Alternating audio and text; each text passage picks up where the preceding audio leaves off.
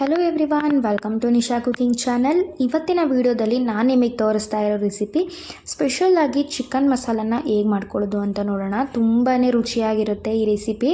ಒಂದು ಸರ್ತಿ ನೀವು ಟ್ರೈ ಮಾಡಿ, ಮನೆಯಲ್ಲಿ ಖಂಡಿತ ಎಲ್ಲರೂ ಇಷ್ಟಪಟ್ಟು ತಿಂತಾರೆ, ಅಷ್ಟು ರುಚಿಯಾಗಿರುತ್ತೆ ಈ ಚಿಕನ್ ಮಸಾಲ. ಹಾಗಿದ್ರೆ ಬನ್ನಿ ಲೇಟ್ ಮಾಡ್ದೇ ವಿಡಿಯೋನ ಸ್ಟಾರ್ಟ್ ಮಾಡೋಣ.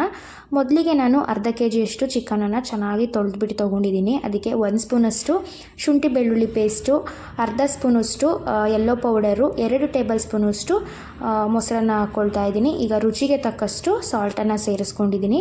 ಇವಾಗ ಇದನ್ನು ಚೆನ್ನಾಗಿ ಮಿಕ್ಸ್ ಮಾಡಿಕೊಳ್ಬೇಕು.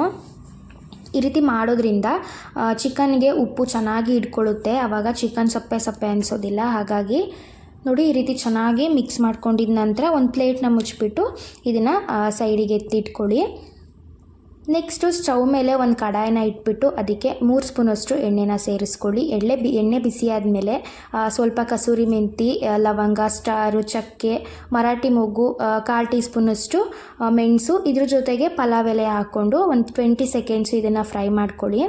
ಇದಾದ ನಂತರ 3 ಮೀಡಿಯಮ್ ಸೈಜ್ ಈರುಳ್ಳಿನ ನಾನು ಮಿಕ್ಸರ್ ಜಾರ್ನಲ್ಲಿ ಈ ರೀತಿಯಾಗಿ ದಪ್ಪದಾಗಿ ರುಬ್ಕೊಂಡು ಸೇರಿಸ್ಕೊತಾ ಇದ್ದೀನಿ. ಇವಾಗ ಚೆನ್ನಾಗಿ ಈರುಳ್ಳಿನ ಫ್ರೈ ಮಾಡ್ಕೊಳ್ಬೇಕು. ಈರುಳ್ಳಿ ಕಲರು ಚೇಂಜ್ ಆಗಬೇಕು, ಅಲ್ಲಿವರೆಗೂ ಇದನ್ನು ಫ್ರೈ ಮಾಡ್ಕೊಳ್ಳಿ. ನೋಡಿ, ಈ ರೀತಿಯಾಗಿ ಈರುಳ್ಳಿ ಕಲರ್ ಇಷ್ಟು ಚೇಂಜ್ ಆಗಿ ಫ್ರೈ ಆದರೆ ಸಾಕು. ಇವಾಗ ಇದಕ್ಕೆ ಮ್ಯಾರಿನೇಟ್ ಮಾಡಿ ಇಟ್ಕೊಂಡಿದ್ದಂತಹ ಚಿಕನನ್ನು ಸೇರಿಸ್ಕೊಳ್ಳಿ. ಫ್ರೆಂಡ್ಸ್, ನೀವು ಈ ರೀತಿ ಮಾಡಿಲ್ಲ ಅಂತ ಹೇಳಿದರೆ ಒಂದು ಸರ್ತಿ ಟ್ರೈ ಮಾಡಿ, ಟೇಸ್ಟ್ ಅಂತೂ ತುಂಬಾ ಚೆನ್ನಾಗಿ ಬಂದಿರುತ್ತೆ. ನೋಡಿ, ಇವಾಗ ಇದನ್ನು ಚೆನ್ನಾಗಿ ಮಿಕ್ಸ್ ಮಾಡ್ಕೊಳ್ತಾ ಇದ್ದೀನಿ ನಾನಿಲ್ಲಿ. ಈ ರೀತಿ ಚೆನ್ನಾಗಿ ಮಿಕ್ಸ್ ಮಾಡ್ಕೊಂಡಿದ ನಂತರ ಇದಕ್ಕೆ ಒಂದು ಲಿಡ್ನ ಮುಚ್ಚಿಬಿಟ್ಟು ಚಿಕನ್ನಲ್ಲಿ ನೀರು ಬಿಟ್ಕೊಳ್ಳೋವರೆಗೂ ಒಂದು 2 ನಿಮಿಷ ಚೆನ್ನಾಗಿ ಫ್ರೈ ಮಾಡ್ಕೊಳ್ಳಿ. ನೋಡಿ, ಇವಾಗ ಒಂದು 2 ನಿಮಿಷ ಫ್ರೈ ಆಗಿದೆ. ನೋಡ್ತಾ ಇರ್ಬೋದು, ಚಿಕನ್ನಲ್ಲಿ ನೀರಿನ ಅಂಶ ಎಲ್ಲ ಬಿಟ್ಕೊಂಡಿದೆ. ಇವಾಗ ಇದಕ್ಕೆ ನಾನು ಟೊಮೊಟೊ ಪ್ಯೂರಿನ ಹಾಕ್ಕೊಳ್ತಾ ಇದ್ದೀನಿ. ಒಂದು ದೊಡ್ಡ ಸೈಜ್ದು ಟೊಮೊಟೊನ ಮಿಕ್ಸರ್ ಜಾರ್ನಲ್ಲಿ ನೀರು ಹಾಕ್ಕೊಳ್ದೇ ರುಬ್ಕೊಂಡಿದ್ದೀನಿ, ಅದನ್ನು ನಾನಿಲ್ಲಿ ಹಾಕ್ಕೊಳ್ತಾ ಇದ್ದೀನಿ. ಇದಾದ ನಂತರ 1 ಸ್ಪೂನಷ್ಟು ಖಾರದ ಪುಡಿ ಹಾಕ್ಕೊಳ್ತಾ ಇದ್ದೀನಿ, ಅರ್ಧ ಸ್ಪೂನಷ್ಟು ಧನಿಯಾ ಪೌಡರು, ಒಂದು 1/4 ಸ್ಪೂನಷ್ಟು ಜೀರಾ ಪೌಡರ್ ಹಾಕ್ಕೊಳ್ತಾ ಇದ್ದೀನಿ. ಇದಿಷ್ಟು ಹಾಕಿದ ನಂತರ ರುಚಿಗೆ ತಕ್ಕಷ್ಟು ಉಪ್ಪು, ಇದಿಷ್ಟು ಹಾಕಿದ್ಮೇಲೆ ಚೆನ್ನಾಗಿ ಇದನ್ನು ಮಿಕ್ಸ್ ಮಾಡ್ಕೊಳ್ಳಿ. ನಮ್ಮನೇಲಂತೂ ಎಲ್ರಿಗೂ ಇಷ್ಟ ಈ ಚಿಕನ್ ಮಸಾಲ, ಅಂತೂ ಅಷ್ಟು ರುಚಿಯಾಗಿರುತ್ತೆ. ನೋಡಿ, ಇವಾಗ ನಾನು ಟೊಮೊಟೊ ರುಬ್ಕೊಂಡಿದ್ನಲ್ಲ ಅದೇ ಮಿಕ್ಸರ್ ಜಾರ್ಗೆ ಒಂದು 1/4 ಕಪ್ನಷ್ಟು ನೀರನ್ನು ಹಾಕ್ಕೊಳ್ತಾ ಇದ್ದೀನಿ.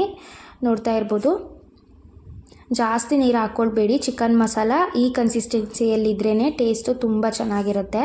ಈ ರೀತಿ ಮಿಕ್ಸ್ ಮಾಡ್ಕೊಂಡ ನಂತರ ಒಂದು ಲಿಡ್ನ ಮುಚ್ಚಿಬಿಟ್ಟು ಒಂದು 5 ರಿಂದ 6 ನಿಮಿಷದವರೆಗೂ ಚೆನ್ನಾಗಿ ಮಿಕ್ಸ್ ಮಾಡ್ಕೊಳ್ತಾ ಫ್ರೈ ಮಾಡ್ಕೊಳ್ಬೇಕು. ನೋಡ್ತಾ ಇದ್ದೀರಲ್ವ, ಒಂದು 6 ನಿಮಿಷ ಆಗಿದೆ. ನೋಡ್ತಾ ಇರ್ಬೋದು, ಕಲರ್ ಕೂಡ ಎಷ್ಟು ಚೆನ್ನಾಗಿ ಕಾಣಿಸ್ತಿದೆ ಅಂತ ಹೇಳ್ಬಿಟ್ಟು, ಚಿಕನ್ ಕೂಡ ಚೆನ್ನಾಗಿ ಬೆಂದಿದೆ. ನೋಡಿ, ಈ ರೀತಿಯಾಗಿ ಆದಮೇಲೆ ಸ್ಟವನ್ನು ಆಫ್ ಮಾಡ್ಕೊಳ್ಳಿ.